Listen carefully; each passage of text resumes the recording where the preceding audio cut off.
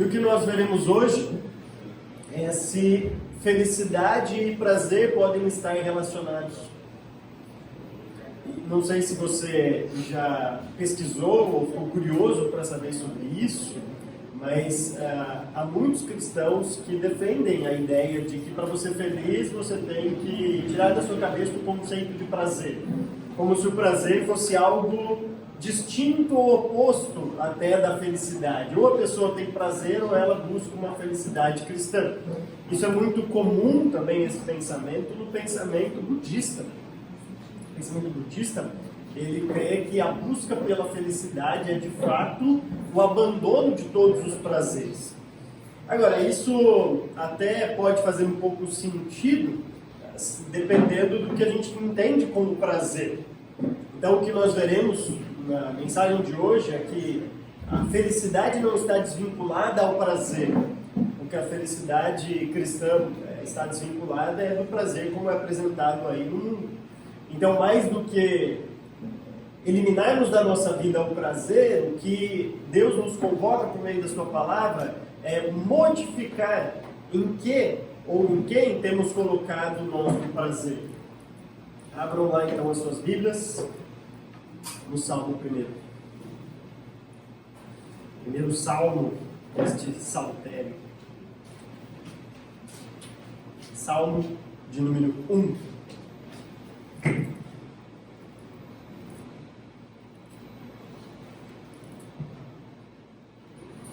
Você já leu os Salmos, ou pelo menos que você não tenha lido, provavelmente você já se deparou que os Salmos é o maior livro da Bíblia toda, são 150 Salmos, e são composições que vai desde lá de Moisés, o primeiro compositor dos Salmos, mais antigo, até o retorno do cativeiro. Então realmente tem muita gente escrevendo aí Salmos ao longo da história. Obviamente o maior escritor é Davi, e o judeu realmente entendia Salmos como um livro dado por Davi, não como o seu autor de todos os Salmos, mas aquele que leva a autoridade. Então o judeu dizia que assim como Moisés nos deu 5 livros da lei, Davi também nos deu 5 livros para auxiliar no culto a Deus, porque os Salmos ele tem essa divisão de 5 grandes livros.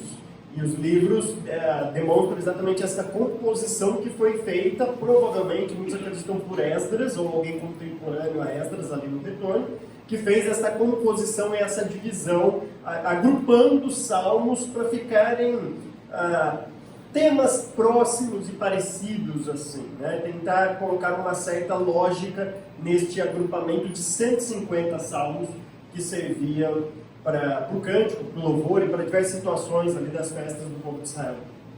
Ou quando a pessoa estava triste, em condenação, lamentava, diversas ocasiões eles utilizavam os salmos. E este rapaz que fez, né, este homem que fez aí esta edição, o Esdras ou outra pessoa qualquer, decidiu colocar este salmo primeiro, que é um salmo anônimo, como o início de todo o saltério. E isso não é à toa, tanto o Salmo 1 quanto, alguns dizem que até o Salmo 2, porque a partir do 3 você tem a autoria aí davídica já, e a maioria dos salmos foi escrito por Davi, mas esse Salmo 1 e o Salmo 2, que são anônimos, são colocados aí como uma grande introdução de como deveríamos encarar todo este saltério, de como deveríamos encarar todo esse livro dos Salmos. Se o Salmo 2, né, vai falar sobre um rei, sobre uma nação, sobre toda essa questão mais real, que de fato os salmos vão se remeter muito ao rei e consequentemente a Jesus Cristo. Há diversos salmos que são citados, inclusive no Novo Testamento, utilizados pelo próprio Cristo para falar sobre ele ou de outras pessoas falando sobre o Cristo. A gente vai lembrar do Salmo 22, Salmo 110, o próprio Salmo 23, ele é messiânico também, enfim, outros, Salmo 2, tantos salmos aí que são também falando do rei e, consequentemente, falando sobre o Messias, sobre o Cristo, que é o rei que viria. Já o Salmo 1, então, serve a um outro propósito, para introduzir um outro propósito do saltério, que não só é de glorificar o rei, como estes cânticos, o rei por excelência, o nosso Deus, mas também de apresentar um estilo de vida desejado por Deus ao seu povo. Porque os salmos ele tem essa conotação mais ética. Aliás, o judeu gostava de trabalhar a ética por meio de poesia. É só lembrar que Provérbios é um dos livros mais éticos e práticos do Antigo Testamento e é o livro que mais tem poesia. O livro que fala sobre casamento, uma questão muito prática, é um livro poético, um livro de cantares. O livro de Eclesiastes também, que fala muito sobre a prática de vida, embora de maneira mais filosófica, mas ele fala de prática de vida, é um livro também poético. Então o judeu gostava de passar esses ensinamentos mais práticos da vida de uma maneira poética, com cânticos, com músicas, com métricas, para que a memorização ficasse um pouco mais fácil. Então este Salmo primeiro introduz esse estilo de vida que Deus deseja aos seus filhos, ao seu povo. Eu vou ler o Salmo inteiro, para isso, acho que você já deu tempo de você encontrar o Salmo primeiro. Eu lembro quando eu me converti com 11 também, nessa janela aí, né? 4, 14, 11 anos. Nessa janela. Aí eu lembro que eu estava aprendendo a mexer na Bíblia, né? A primeira lição que eu aprendi, um cara mais velho, é assim, ó. Você quer achar Salmos? Pega metade aí e abre, você vai achar em Salmos, né? Você pega a sua Bíblia, põe lá no meio, você achou assim, você colocar metade para cada lado, você vai cair nos Salmos. Então é mais ou menos isso, Salmos fica bem no meio ali da Bíblia, a não ser que a sua Bíblia seja aquela que terminou, tem um monte de coisa para depois, para se estuda, aí não. Mas se for uma Bíblia só com a Bíblia mesmo, pegou no meio, você vai achar Salmo, é fácil. Aí as últimas lições que a gente aprende é como achar Joel, aí ela para frente, aí deixa um pouco para frente, né? Obadias, né? Quando eu tinha 11 anos eu ficava procurando a mensagem inteira. Aí chegava uma hora que você não encontrava, acabou a mensagem, paciência, né? Próximo se encontra Obadias, Sofonias. Salmo primeiro diz assim, então: como é feliz aquele que não segue o conselho dos ímpios, não imita a conduta dos pecadores, nem se assenta na roda dos zombadores. Ao contrário, sua satisfação está na lei do Senhor e nesta lei medita dia e noite. É como árvore plantada à beira de águas correntes, dá fruto no tempo certo e suas folhas não murcham. Tudo que ele faz prospera. Não é o caso dos ímpios. São como palha que o vento leva. Por isso os ímpios não resistirão no julgamento, nem os pecadores na comunidade dos justos. Pois o Senhor aprova o caminho dos justos, mas o caminho dos ímpios leva à destruição. Perceba que o Salmo primeiro é um salmo que vai apresentar dois estilos de vida. E desde Gênesis capítulo 3, quando o Vi falou aqui do descendente da mulher, além do descendente da mulher apresentado em Gênesis 3 e 15, é nos apresentado também duas descendências. E de fato todas as escrituras só trabalham com a ideia de que existem dois lados dessa grande história em que você pode estar. Nunca existe aquele meio termo, aquele simpatizante. Quando eu também era lá em Piracicaba, tinha um rapaz que gostava de falar isso, né? Ele chamava os visitantes de amigos do Evangelho. Ele falava assim: boa noite, irmãos, e aqueles são amigos do Evangelho. Os amigos do Evangelho para ele, aquelas pessoas que visitavam a igreja, estavam sempre ali, mas não eram crentes. Mas como estavam sempre ali, eram amigos do Evangelho. Bom, ele não entendeu o Evangelho, né? Porque quem não crê no Evangelho não é amigo do Evangelho, pelo contrário, né? É inimigo do Evangelho. Não tem aquele simpatizante, aquele meio termo, aquele cara que está assim, eu gosto, mas assim, não quero me envolver muito, mas eu gosto de estar aqui. Não existe uma pessoa dessa. Aliás, se existir, logo, como o próprio Salmo vai mostrar, a gente vai ver depois, uma hora ou outra ele dá as caras de quem de fato ele é, e isso acontece espanando, a gente vai ver isso daí. Então o Salmo também vai apresentar uma pessoa que é infeliz, que é feliz, chamado de justo, e o ímpio. E só tem esses dois grupos em toda a Escritura. Desde Gênesis capítulo 3 e 15, a descendência da mulher, são a descendência dos justos, dos salvos, dos eleitos, daqueles que entregam a sua vida a Cristo, e a descendência da serpente, todo aquele que não é salvo, mesmo que ele frequente a igreja a vida toda, que ele seja amigo de muitos crentes e tudo mais, isso não vai resolver nada o seu problema. Então o Salmo primeiro, a primeira palavra deste Salmo, é justamente aquela palavra que já citamos tantas vezes aqui, a palavra feliz, ou, para deixar o Lucas feliz e todo mundo que gosta de RA, bem-aventurado. Você lembra daquelas versões mais antigas. Então, bem-aventurado. Mas é claro que bem-aventurado e feliz são sinônimos, né? Então, se você gosta mais raiz ali, bem-aventurado, ou mais moderno, feliz, fica tranquilo, são palavras sinônimas. A ideia é de alguém que é feliz, de fato. Agora, há uma curiosidade neste salmo aqui, que é diferente das outras vezes que essa palavra ocorre. Porque a palavra aqui está no plural. Mas o sujeito depois vem no singular. Seria assim, felizes o homem. E fica estranho, né? Fica esquisito. Muitos sugerem, então, que talvez a melhor tradução seria assim, que o Salmo vai apresentar, o Salmo primeiro, como uma introdução, as bem-aventuranças de um homem justo. E aí, não só como o Salmo mostrando isso, mas todo o Saltério mostrando isso. Quais são as bem-aventuranças, né? Ou como um homem pode ser, felizes não existe, né? Não dá para colocar um substantivo, né? As felicidades de um homem justo. Então, por isso que o verbo ali está no plural, mas o sujeito no singular. De fato, fica uma construção esquisita para a gente, mas é assim que está a construção. Então, a ideia é como é feliz, ou como vai demonstrar essas felicidades, como este homem vai encontrar, então, a satisfação da sua vida, ou as bem-aventuranças de um homem que teme a Deus. Como é feliz aquele que não segue o conselho dos ímpios, não imita a conduta dos pecadores, nem se assenta na roda dos zombadores. Então, em primeiro lugar, curiosamente, esse salmo vai apresentar que uma pessoa feliz é aquela que, em primeiro lugar, antes de fazer alguma coisa, ela não faz alguma coisa. No versículo 2 vai falar o que ele faz. Mas no versículo 1, antes de falar o que ele faz, o versículo vai falar o que ele não faz. E talvez seja uma coisa interessante, uma didática interessante, porque você só faz o que está no segundo se você de fato não fizer o que está no primeiro versículo. Porque se você tiver uma prática semelhante ao primeiro versículo, eu duvido que você vá ter uma prática semelhante ao que está no segundo versículo. São incompatíveis essas coisas. Para fazer o que está no segundo versículo, você precisa de tempo. E para ter tempo, você tem que tomar algumas decisões na sua vida. E as decisões são exatamente aquelas que estão no primeiro versículo. Para fazer o que está no segundo versículo, você precisa de uma prioridade correta, de ouvir corretamente a fonte correta. E para isso, você precisa entender que você precisa deixar de ouvir algumas fontes erradas. Quando a pessoa já gastou tempo suficiente com aquilo que é errado e já ouviu as fontes erradas, ela não vai buscar a fonte que é correta, porque ela não tem tempo e não tem interesse, uma vez que ela já resolveu as suas dúvidas nas fontes erradas.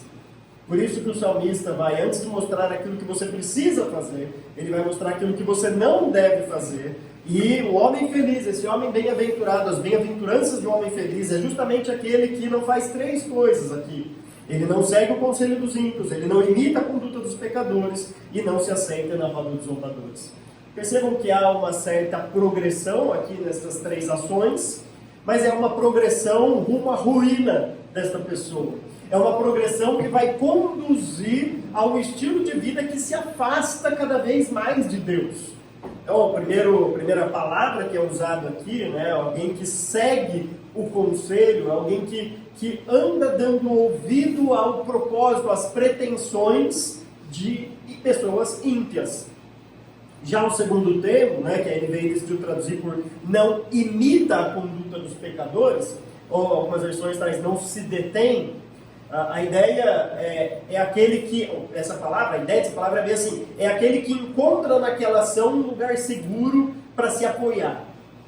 Então, detém nesse sentido, né? Ele parou ali a sua busca, porque ele viu naquela ação uma ação digna de praticar. Por isso que ele veio e colocou imitar. Ou seja, então ele se detém, ele procurou um estilo de vida para seguir, e porque ele ouviu conselhos errados, ele chegou às conclusões e disse, esse é um estilo de vida que eu quero imitar. E ele se detém ali. Ele para a sua busca ali porque ele encontrou esse estilo de vida. Mas esse estilo de vida é de pecadores. Ele está imitando, ele está se detendo no caminho dos pecadores. E aí um terceiro passo rumo à ruína, ele se assenta na roda dos zombadores. Aquele que acha lugar, então, confortavelmente agora, se assentando junto com os zombadores. Agora, este termo, principalmente o último, zombadores, quando a gente olha para o livro de Provérbios, que é um outro livro poético do Antigo Testamento, Provérbios vai apresentar vários personagens. Você tem o justo, você tem o sábio, você tem o simples, você tem vários personagens, mas o pior deles em Provérbios sempre é o zombador. É o mesmo personagem que aparece aqui, mesma palavra. É o pior personagem de Provérbios. O zombador é tão ruim que o livro de Provérbios fala para você nem exortar ele. Não adianta. Não é aquele cara que você ficar dando muito ponto de fraco. Não vai adiantar. Ele é zombador, não está nem aí. Aliás, ele fala que Deus que vai tratar com ele depois. Porque aquele cara, sabe aquele cara mau mesmo? Aquele cara perverso? É esse o zombador. Aquele cara, não é o simples. O simples em Provérbios é aquele cara que ainda, ele é simples. Se você falar com ele, talvez ele te ouça. Mas o zombador em Provérbios é aquele cara assim, ó, que nem vale a pena responder. Provérbios fala que é insensato porque ficar respondendo o zombador. Você perde tempo. Você perde tempo. Ele só quer saber de zombar mesmo, de escrachar o cristianismo, né, de pecar e levar as pessoas para essa conduta. A Provérbios fala assim, ó, fuja dessa pessoa. Fuja dessa pessoa. Então é esse zombador. Mas olha que interessante, uma pessoa que começou a ouvir conselhos errados, daqui a pouco ele fala, não é que esses conselhos, acho que eu vou tomar isso para a minha vida. Quando ele mesmo percebe, ele está lá sentado justamente com essas pessoas na roda dos zombadores. Qualquer semelhança com o primeiro ano de faculdade de um meio cristão por aí, não é mera coincidência. Os crentes ficam indo para a igreja há tanto tempo só sem aquele compromisso, sem de fato aprender as bases sólidas da sua fé. E eu passei por isso na faculdade, né? Eu lembro que no meu primeiro ano, eu estava estudei na faculdade metodista, então tinha pastoral, né? E a única coisa de cristão que tinha na faculdade era pastoral, né? E aí nem o professor de teologia era muito crente, não. Aliás, não era nem um pouco crente. Mas tinha pastoral. Aí eu lembro que eu estava ali na pastoral, um cara pegou um violão lá, começou a cantar, eu falei, da igreja, eu sou da igreja tal também. E aí tinha mais dois, falou, eu também. Eu falei, nossa, que legal. O 4 aqui, eu mais 3. Olha que legal. 4 crentes, assim, logo no primeiro dia. Você fica assim, bom, você ouve tanto falar de faculdade, tem 3 crentes aqui logo de cara. Poxa, que bom, graças a Deus por isso. Então terminou o curso. Eu perguntava o que os 3 fizeram, um pior que o outro ali, né? Bom, um virou comunista, marxista, daqueles bem, enfim, sabe o que ele é. O outro começou a trair a namorada e aí se desbandou e começou a experimentar até outras coisas além do que o relacionamento só com mulher. E o outro se entendeu nas drogas lá e nunca mais voltou. E aí eu tão animado no começo, né, com 3 crentes, terminei o curso sem aqueles meus 3 amigos lá. Claro, depois você vai descobrindo outro crente também ali, no meio do caminho, que Deus coloca ali. Mas o que é isso? Pessoas que começam a dar ouvido um conselho ou outro, acha aquilo interessante, e quando menos percebe, ele está lá no barzinho sentado tomando cerveja com os outros, achando que as coisas mais normais do mundo da festa de faculdade ali, e achando que ainda, quem sabe, né? Aqueles que falam assim, não, mas eu vou no carnaval para evangelizar, você viu por aí. Aí menos percebe que está lá.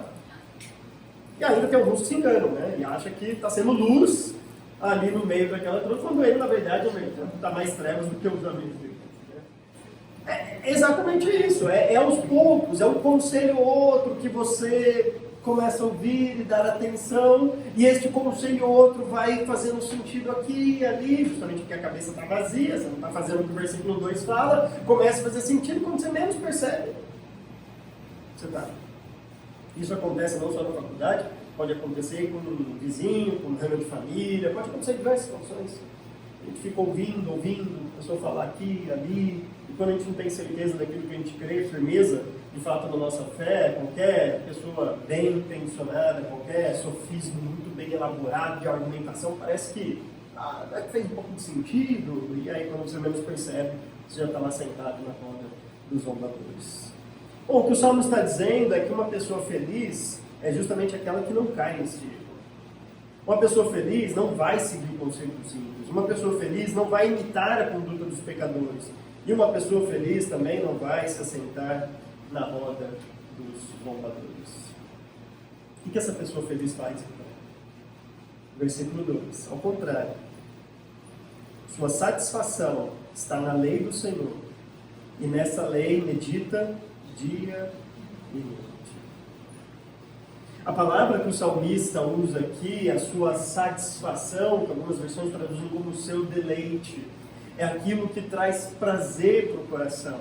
Veja, o salmista não está dizendo assim, bem-aventurado, feliz é aquele que não tem nenhum prazer nessa vida, que nega todos os prazeres e vive uma vida assim totalmente miserável aqui, isolado, porque é uma vida sem prazer, é uma vida de felicidade. Pelo contrário, Ele fala assim, o homem bem-aventurado é aquele que vai ter prazer, ele vai ter deleite.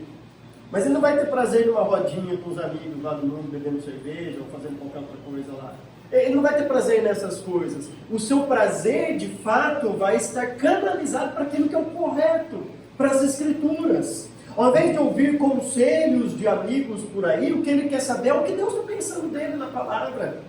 E ele vai encontrar prazer e satisfação justamente na lei do Senhor. E nessa lei vai meditar dia e noite. A gente pode lembrar de diversos textos em que Deus convoca as pessoas a fazerem isso. Mas um deles eu acho muito bonito, muito interessante. Quando Deus fala para Josué, lembra lá no comecinho do livro de Josué? Você imagina Josué com aquele medo dele de liderar o povo depois de um líder tão forte como Moisés.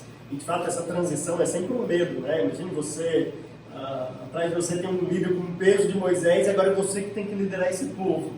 É tão temeroso assim que Deus fala para ele, ser forte e corajoso por 3 vezes, porque de fato não é uma coisa tão fácil assim viver à sombra de Moisés como um líder que foi. E é por isso que Deus faz Josué também atravessar o mar, agora o Rio Jordão, né? Não o Mar Rio Jordão, para dizer para o povo, ó, ele é igual Moisés que passou no Mar Vermelho, ele também abre água, respeita o homem também igual vocês respeitavam Moisés, né? Embora nem todo mundo respeitava Moisés lá. Mas ele tem a autoridade de Moisés. Agora imagina o medo dele ao liderar esse povo. Além de 3 vezes Deus falar para ele ser forte e corajoso, o que Deus fala? Josué, não se desvie nem para a direita e nem para a esquerda. Fica dando ouvido. Vai ter gente, sabe aquele anjinho de um lado, demoninho do outro. Vai ter o carinha bem intencionado aqui, o outro tem boas ideias ali. Você vai ouvir tanta coisa. Pessoas assim, mas eu acho que a gente podia fazer isso. Então, uma ideia boa para o povo é isso daqui. Não, mas eu li um cara que escreveu um livro que, olha, esse deve ser legal. Josué, esquece tudo sobre ladainha. Sabe o que você vai fazer? Medita na lei de Deus dia e noite. Medita na lei de Deus dia e noite. Deuteronômio, capítulo 17, está lá descrito por Moisés.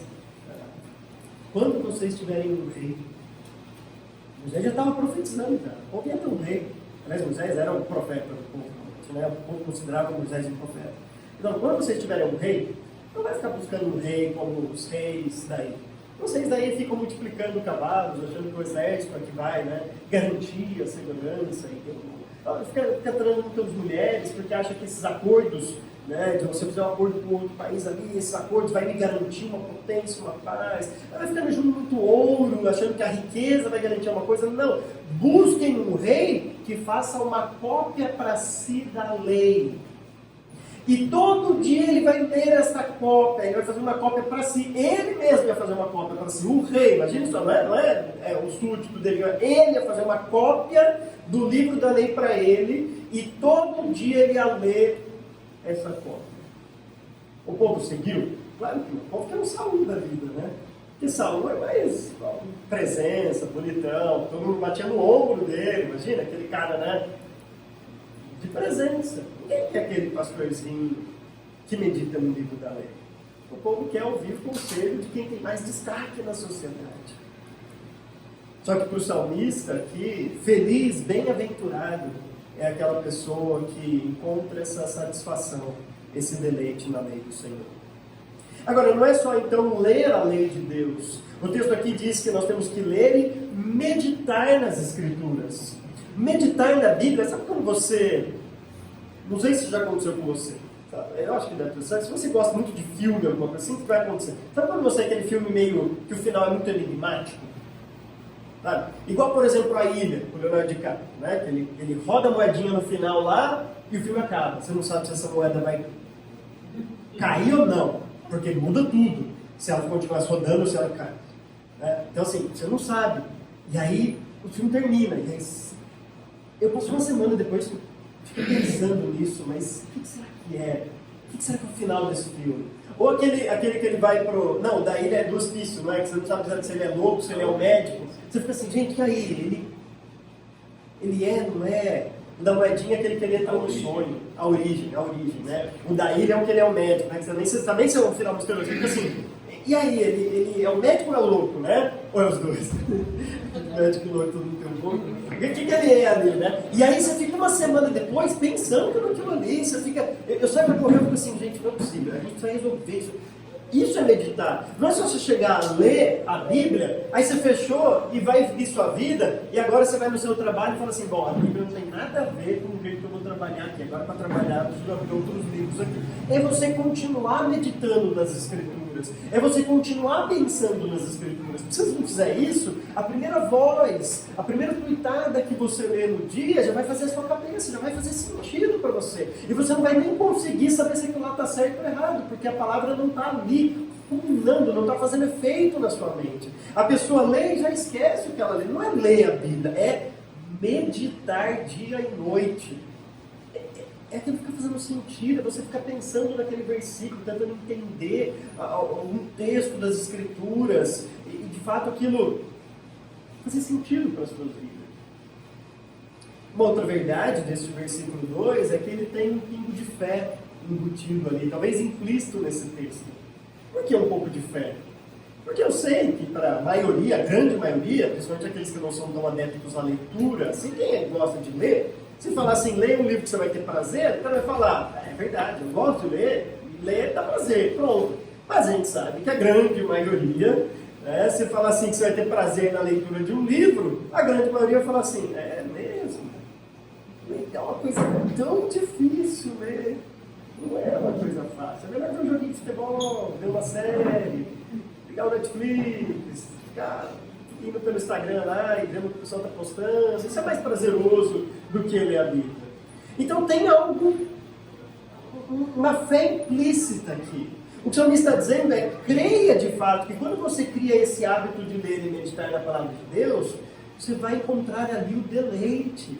Lembra daquele que se detém no conselho? O que se detém é aquele que ouviu algum conselho e falou, isso faz sentido. E aí ele toma aquilo para si. E ele encontra um certo deleite, ele se detém, ele imita aquilo lá. É justamente esta prática que temos que ter com a Bíblia.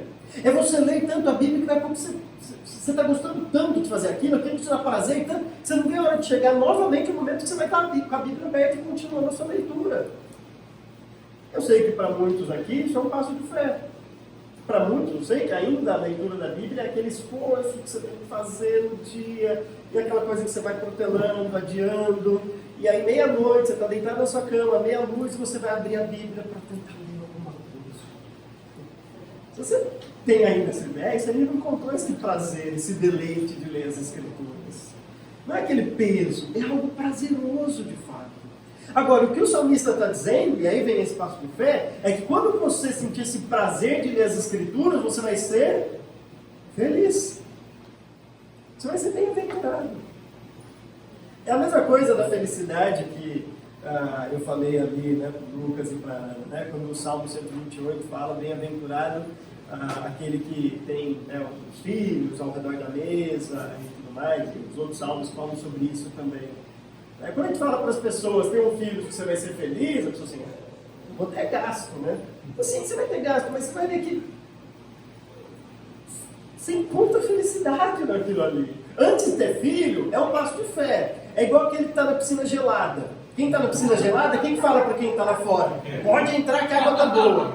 Não é? Não é? É, não é? E aí o cara está de fora e fala assim, ei, será que é mesmo, né? Aí você entra, você sente aquele gelo, mas logo você acostuma e você fica falando para quem está fora. Pode entrar que está boa mesmo a água. Então é justamente isso, você começa a meditar na lei e você fala assim, gente, é um prazer tão grande ler as Escrituras. Quem está de fora fala assim, o quê? Ao invés de ficar dentro Netflix, não quer dizer que você não pode ver Netflix, sabe?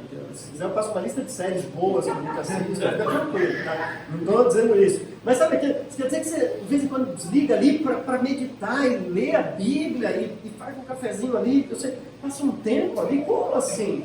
Você é uma pessoa que está fora da água.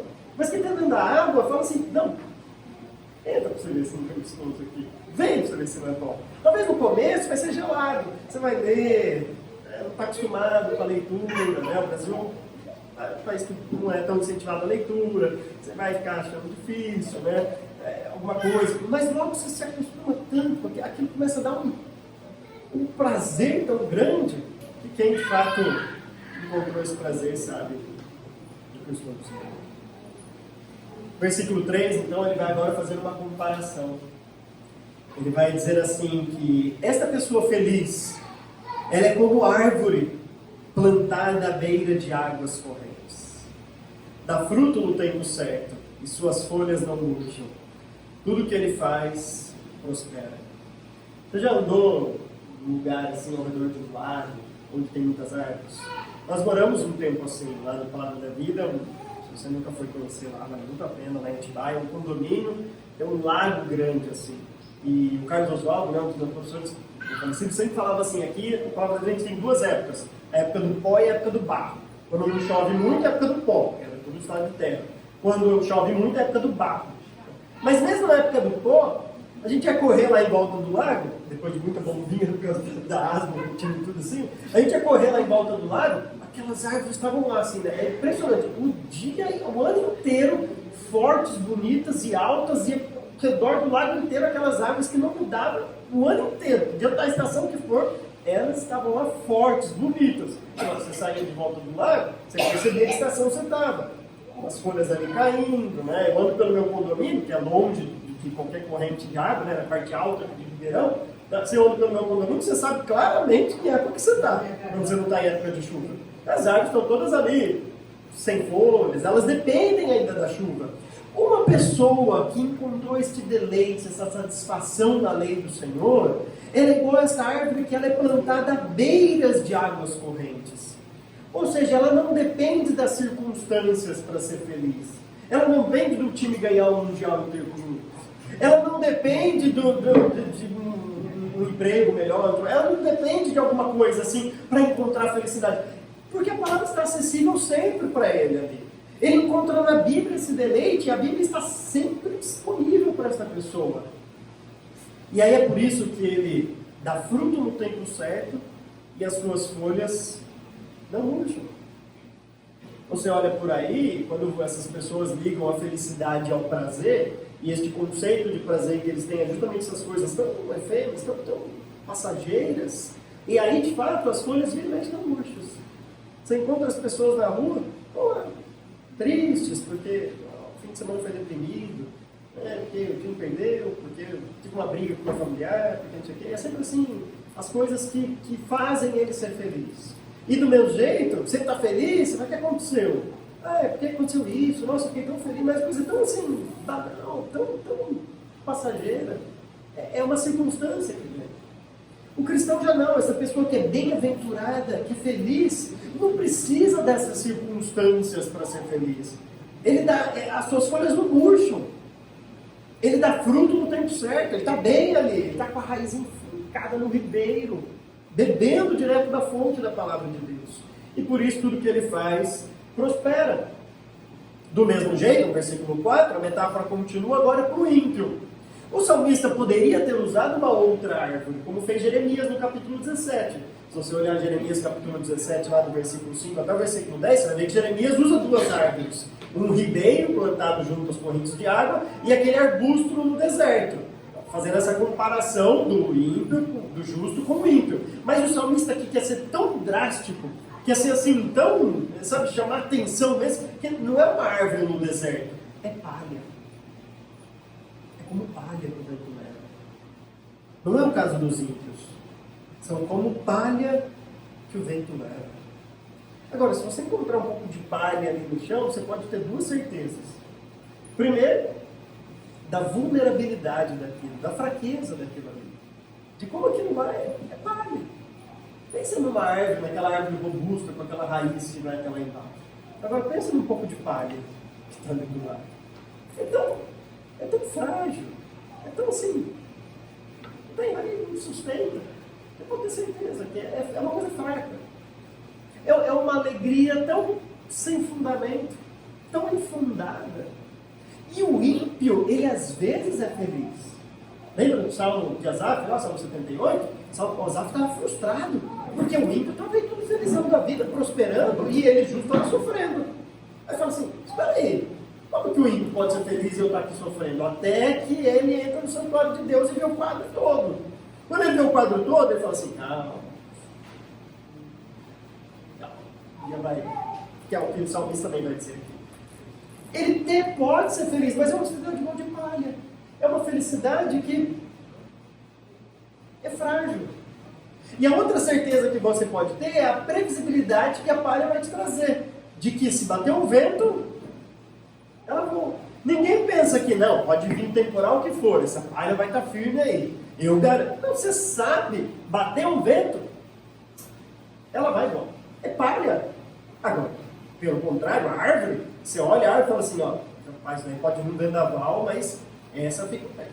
Ela enverga. Né? Aquele vendaval que a árvore enverga, mas está lá e continua lá. A palha você pode ter certeza, bater um vento é o suficiente para levar ela embora. Versículo 5 vai explicar então essa metáfora. Ele vai dizer, por isso, os ímpios não resistirão no julgamento, nem os pecadores na comunidade dos justos.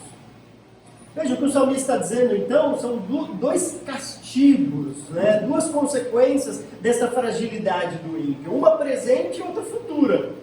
A presente é que os pecadores, aliás, ímpio e pecador são exatamente as palavras que se repetem lá em cima. Né? Os ímpios e os pecadores. E ele não repete o zombador aqui, mas é por isso. Né? Então, estes ímpios, primeiro, né, o presente, os pecadores na comunidade dos justos. Ele não resiste na comunidade dos justos. O que é a comunidade dos justos? Esta assembleia dos justos. Naquela época era o próprio povo de Israel. Era a própria presença ali, a reunião do povo de Israel, o culto do povo de Israel. O que é hoje? A própria igreja. É por isso que quando vem um amigo do Evangelho aqui, ele é amigo do Evangelho, você pode ter certeza, assim como a previsibilidade da palha. Se ele nos converter, o que vai acontecer? É só questão de tempo. Logo ele está para fora. Não aguenta, não fica. Não fica. Pensa bem. Você vai num lugar que você só ouve coisa que você não crê. É uma palavra atrás de palavra e você não crê naquilo. Você vai ficar lá? Ímpio vai ficar? Não fica. Não sai. Aí vocês vão lembrar de quanta gente já passou aqui. Vem, gosta, não, mas eu gosto de estar aqui com vocês, olha que legal estar aqui com vocês. Aí daqui a pouco vem uma vez por mês, daqui a pouco uma vez a cada 2 meses. Né? Aí fica com vergonha de sair do grupo do WhatsApp, né? Porque é chato, né? Sair do grupo do WhatsApp, né? Mas assim, perde contato, some. Porque ele não resiste. Ele não resiste ao poder da palavra, ao evangelho pregado. Ou ele se converte ou explana. Não fica, não dá, não é um negócio legal de se ouvir. Não é uma coisa que vai trazer felicidade, conforto. Pelo contrário, vai ser sempre uma palavra para mostrar que ele é um ímpio, que ele é perdido. Quem gosta de ficar num lugar desse? Se ele não é salvo, não é ele. Agora, não é só o castigo presente, a pessoa que não resiste na comunidade dos justos, mas é também o castigo futuro. E esse, não, pior ainda, né? Eles não resistirão no julgamento, no juízo de Deus. Isso foi o que Asaf viu e tranquilizou o coração dele. Quando ele entra lá no santuário, ele falou assim, aí eu lembrei, eu me recordei assim do destino dos ímpios, o que vai acontecer com eles. Então calma, pode parecer que há alegria para o ímpio aí que está prosperando, então Deus pode fazer isso e o justo sofrer. Então calma, a história não acaba aqui, tem mais ainda por fim. Então essas duas consequências que vão acontecer com o ímpio. Ele não resiste aqui no nosso meio, e se não resiste no nosso meio, quanto mais então vai se resistir no dia do julgamento. Obviamente, ele vai ser condenado por Deus. Qual é a conclusão de tudo isso? Versículo 6. Pois o Senhor aprova o caminho dos justos, mas o caminho dos ímpios leva à destruição. O Senhor aprova o caminho dos justos, mas o caminho dos ímpios leva à destruição. E aqui eu acho interessante, né, esse termo que o hebraico gosta de usar, que é, e talvez algumas versões está aí, que o Senhor conhece. Não sei se tem alguma que está aí, né? Porque exatamente o termo yadá é um termo de conhecer. Mas não é aquele conhecer cognitivo, isso é um outro termo que é no hebraico. Yadá é um conhecer exatamente de se relacionar. Então é como se Deus está neste caminho do justo, de fato. É este caminho que Ele conhece, que ele determina, que Ele prescreve. É este caminho que é o dele, e não o outro. O outro vai ser destruído. Perceba que o Salmo inicia e começa com exatamente esses dois percursos, esses dois caminhos, esses dois lados de para quem você vai ouvir a palavra de Deus ou todos esses conselhos. Onde você vai se deter? No conselho dos ímpios ou ter deleite na palavra de Deus? Onde você vai se assentar, meditando na palavra de Deus ou lá com os zombadores? Quais esses dois caminhos? Mas lembra de uma coisa, um vai ser destruído. E o outro é aprovado por Deus. Um o Senhor conhece, o outro ele obviamente não conhece. Eu lembro de Paulo em Gálatas, né, um dos trechos mais bonitos, ou Gálatas ou Coríntios, não vou lembrar agora, quando ele fala assim, que nós conhecemos o Senhor. Aí ele fala, não, mas melhor ainda é ser conhecido pelo Senhor do que conhecer o Senhor. Essa é a ideia. Este caminho ele é conhecido por Deus. Ali trilham os salvos, ali trilham os justos por toda a história, desde lá de Abel, desde depois de Sete, ali trilham toda a descendência da mulher. E do outro lado, desde Caim está sendo trilhado este caminho que leva à destruição. Esta é a conclusão dos dois caminhos. E eu queria terminar essa mensagem dando duas aplicações rápidas para a gente aqui, para você meditar nessa mensagem durante a semana. A primeira delas, obviamente, é quanto tempo você tem gastado lendo as Escrituras e meditando nas Escrituras. Perceba que este salmo, esse saltério que fala tanto sobre ética, sobre um estilo de vida, pressupõe que um estilo de vida que agrada a Deus é aquele que vai passar um tempo meditando nas Escrituras. Porque é justamente meditando nas Escrituras que você vai saber o jeito que agrada a Deus. Se você não meditar nas Escrituras, você não vai saber o que agrada a Deus. Se você não passar um tempo lendo a Bíblia, sabendo qual é a vontade de Deus, qualquer fala ali, você rapidamente vai ser levado para isso. Quer seja uma pessoa, quer seja alguém que você segue, quer seja alguém da TV, você vai dar ouvidos rapidinho. Às vezes até um pregador fala uma asneira aí, todo mundo sem saber julgar de fato o que está ali na Bíblia. Então, quanto tempo você passa lendo as Escrituras? Eu não estou dizendo que você tem que voltar lá para a Idade Média, virar um monge e daí ficar só lendo a Bíblia todo dia. Aliás, se a gente tem a Bíblia hoje aqui, além da providência divina, é por causa deles que eles ficavam só copiando a Bíblia. Quando todo lugar não tinha Bíblia, eles ficavam lá o dia inteiro copiando as Escrituras à mão, naquela época, né? À mão, copiando os manuscritos e tudo mais. Não precisa ir para o mosteiro e voltar a fazer isso. Por outro lado, eu imagino que o mínimo para um cristão, né, pelo menos uma vez no seu dia, ler um trecho das Escrituras. Você não precisa também ler um livro no dia, mas comece lendo um capítulo por dia. Senta sozinho, senta com a sua esposa, com o seu marido, chega com os seus filhos ao redor da mesa e lê um provérbios para ele, lê um trecho, um salmo pequeno. Começa a envolver a palavra de Deus no seu dia a dia. Escreva versículos e colhe nas paredes, põe na geladeira, né, põe no seu espelho quando você for se trocar de manhã, para você sempre olhar para a Bíblia. Eu tinha um amigo, eu lembro disso, que ele estava lutando com um determinado pecado, ele pegou um versículo que falava sobre isso e colocou no teto. Então, toda vez que ele acordava, ele abria o olho e já batia no olho daquele versículo lá. Coloque de fundo de tela no seu celular, enfim. Deixa que a palavra faça parte do seu dia a dia, para você ter contatos com ela, intencionais ou não intencionais. Você passando, lê um versículo da Bíblia, lê um trecho das Escrituras. E a segunda aplicação é o quão de satisfação, porque talvez alguns aqui, eu quero acreditar nisso, já tenham essa prática de leitura da Bíblia, e eu louvo a Deus por isso, de fato, mas o quanto de satisfação, o quanto de prazer, de fato, você tem nisso. Como você não vê a hora de chegar este momento de abrir a Bíblia e, depois de descobrir alguma coisa, compartilhar com alguém. Sabe quando você termina de ver uma série, que você não vê a hora de ligar para alguém e discutir a série, ver se a pessoa entendeu o mesmo que você? Sabe quando você descobre alguma coisa na Bíblia e fala assim, gente, eu preciso logo encontrar um cônjuge para conversar com ele sobre isso. Eu preciso ligar para alguém da igreja para tomar um café e conversar sobre isso. Eu preciso compartilhar. Sabe aquela satisfação na Bíblia? Se ainda a leitura da Bíblia é um peso para você, eu vou dizer, continue a ler as Escrituras, não pare de ler a Bíblia. Agora eu espero que logo você encontre a satisfação, o deleite nisso e entenda que um homem feliz das Escrituras é alguém que lê a própria Bíblia. Para Deus, um homem feliz é aquele que medita na sua palavra. Amém?